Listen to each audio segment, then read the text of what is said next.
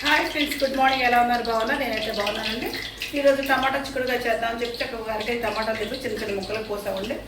ఇవి కొంచెం చక్కగా చిక్కుడుగాయలు కొంచెం వాడిపోయినాక పెందడు బాగు చేసుకుని నీళ్ళు వేసుకుని చక్కగా పచ్చగా అయిన కాయలు. ఇంకోటి అండి, ఇదిగో కాస్తంత కరివేపాకు, తెల్లుగా జీలకర్ర, 4 మిరపకాయలు, కాసిన ఉల్లిపాయ ముక్కలు, దీనికి కావాల్సిన సాల్ట్, కారం, పసుపు. ఫస్ట్గా మనం ఏం చేద్దామంటే జీలకర్ర వెల్లిపాయ వేసేసుకుందామండి. తర్వాత పచ్చిమిరపకాయలు,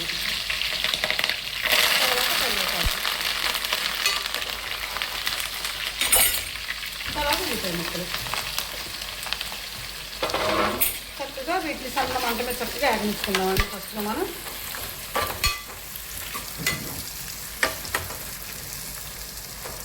ఇదిగోండి చక్కగా ఉల్లిపాయ ముక్క చక్కగా ఎర్రపాయలు కదండి, చక్కగా సన్న మంట చక్కగా మగ్గిని ఇప్పుడు చిక్కుడుకాయ ముక్కలు వేసేస్తున్నానండి. ఎందుకంటే ఇప్పుడు చిక్కుడుకాయ ముక్కలు ముందు వేసుకుంది, పసుపు వేసుకున్నాం అనుకోండి చిన్నగా మగ్గిపోతాయి.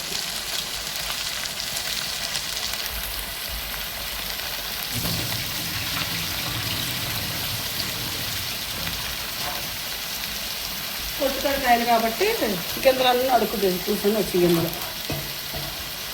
చక్కగా పసుపు ఉప్పు వేసుకున్నామండి.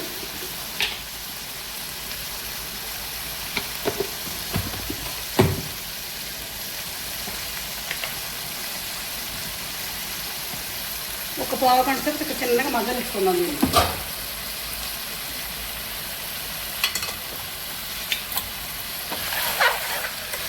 పొట్టుకాయలు కాయలు కాబట్టి ఇందులో వాటర్ లేకుండా ఉందండి. ఉల్లిపాయలు పచ్చిమిరపకాయలు చక్కగా మగ్గని ఒక 10 నిమిషాల పాటు దీన్ని మూత పెట్టుకొని మనం మగ్గనిచ్చుకున్నామండి. ఇది కూడా చక్కగా చిక్కుడుగా ముక్క చక్కగా మగ్గినాయండి. ఇప్పుడు మనం టమాటా ముక్కలు వేసేసుకుందామండి.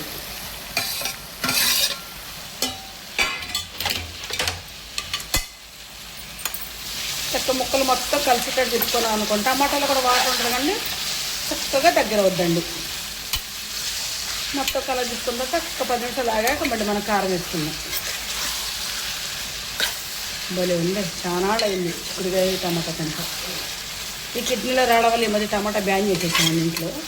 కాకి తినాలంటే కొంచెం తొక్కలు తక్కలు కానీ కొంత తెప్పించాము టమాటాలు. కానీ కూర సూపర్ ఉంటుంది అండి టమాటా చిక్కుడుకాయ.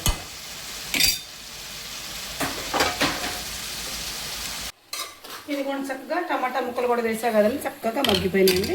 దీంట్లో కొద్దిగా కారం వేసేసుకుందాం. కరెంట్ పోయిందండి.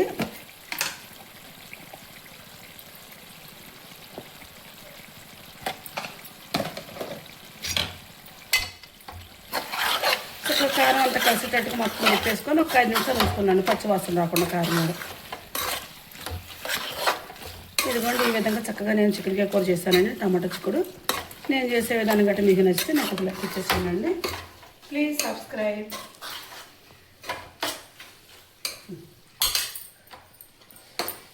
చూడండి కదా